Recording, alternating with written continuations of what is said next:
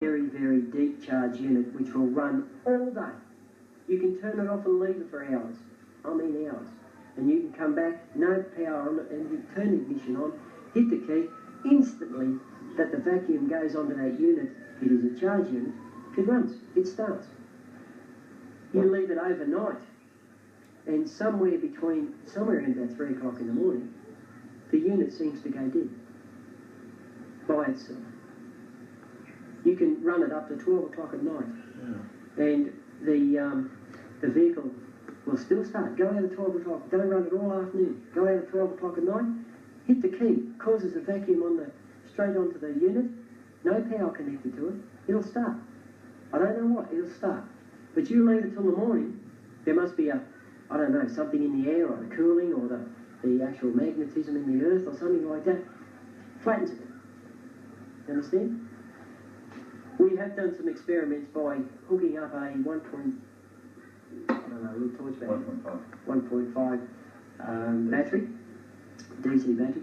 The strange thing about it is, if you have a large battery and you have it to your unit all the time, it uses a heap of current, produces gas, and you don't need all that gas. It produces, as you see on your film and everything else, that the gas, or the bottles you don't need, that gas is not needed. You have gas there which will run it when you disconnect all. You don't need extra gas, basically. No.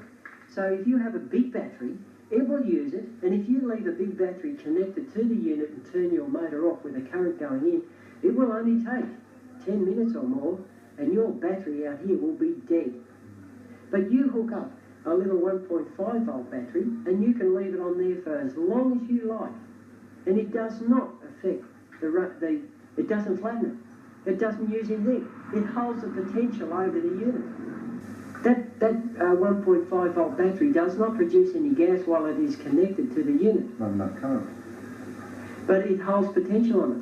We've been driving in the Rover, driving along, holding at say 60 miles an hour on the accelerator and the motor and the car and everything on the unit. No power connected to the unit, and we have connected this 1.5 volt battery across positive to negative, and the car just took off like you dropped it back a gear without doing nothing. And it does not drain that 1.5 volt battery. You can leave that battery on there day after day after day and not run the vehicle in. You won't flatten it. Put your big battery on, you'll flatten it in a few minutes. This stuff works very strangely.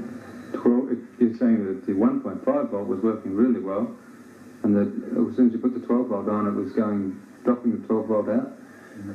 Differences in current. I mean, on a 1.5 volt, you've got no current. On the 12 volt, you've got plenty of current. Yeah, but while you've got vacuum pulling on your motor while the car is going, and you hook up that 1.5 volt battery, you get an increase. Your car takes off like she dropped back again. So your electric... That is not taking... The voltage seems to be doing more than the current then, because there's no current in the 1.5 volt anyway. Well, it can't be voltage either. No. I don't know what it is. It is something. In your manifold, the Rover was pulling about 22 to 24 vacuum, inches vacuum. And you can drop right down. I've had the Rover down to about 2 pound manifold vacuum, and the car was idling smooth as glass.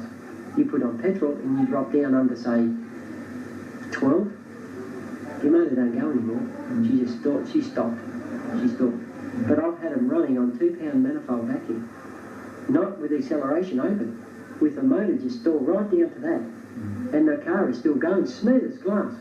Now that's physically, by mechanics side, is impossible, but it happens.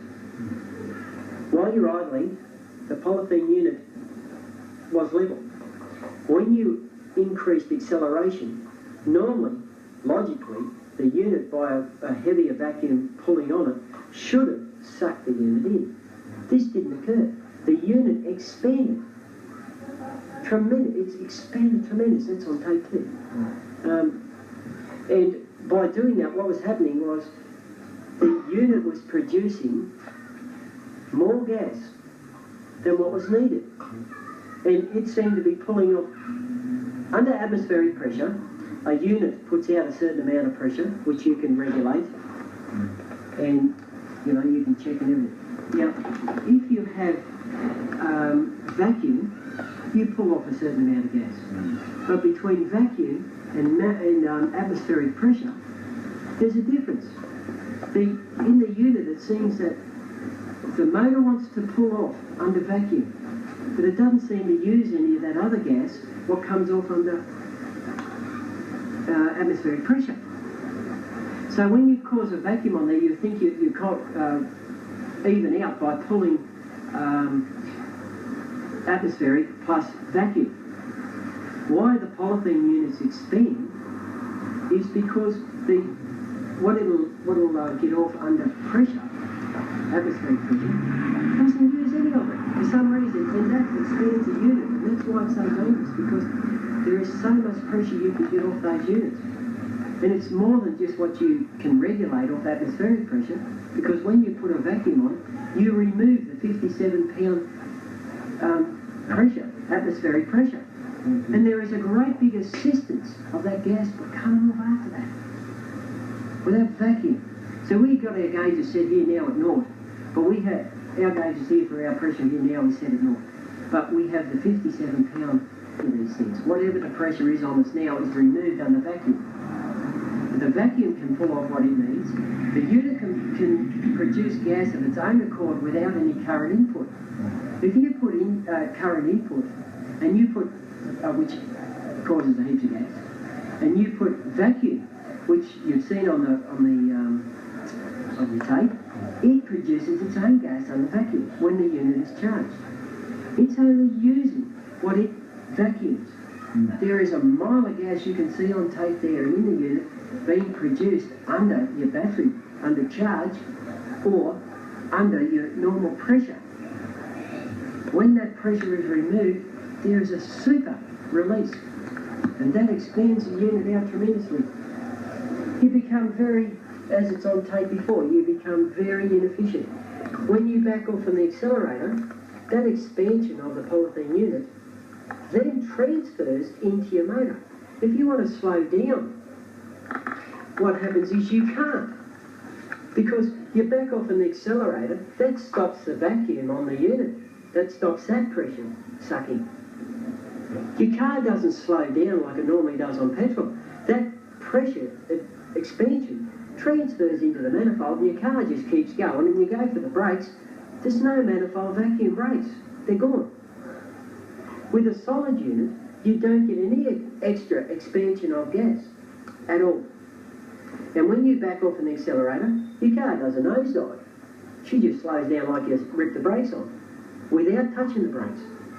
When you power on, it is there, you've got what you want.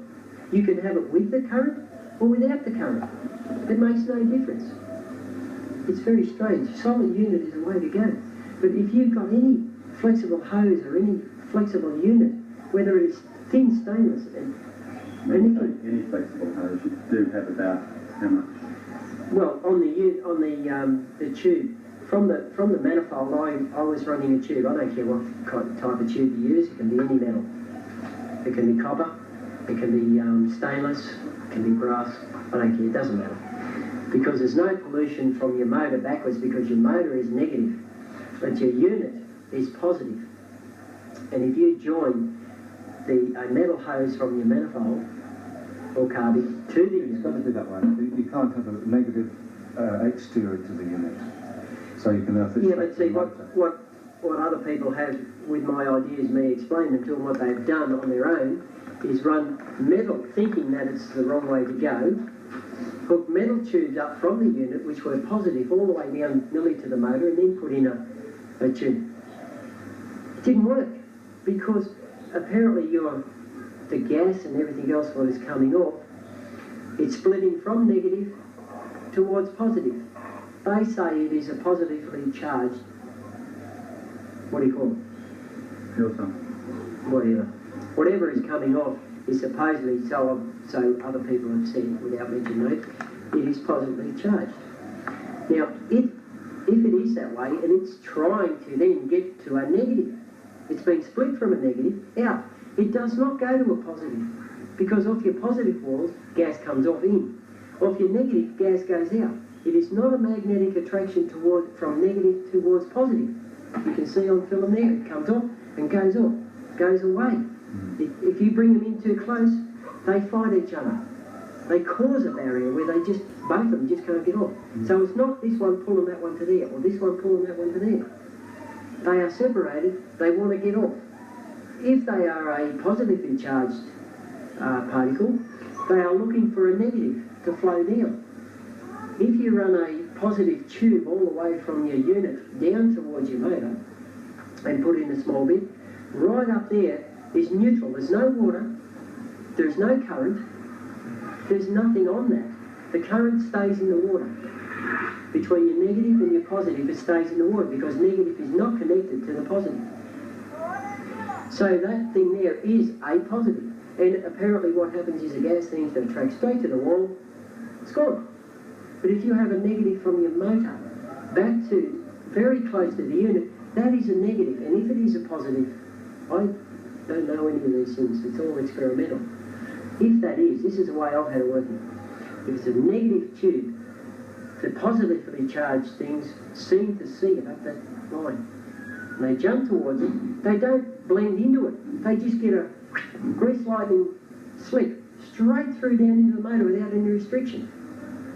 On that copper tube I was showing you, which was polluted badly, one side of the copper tube was connected to the unit where the water was and everything else, and that turned out polluted dark green crystallised gas.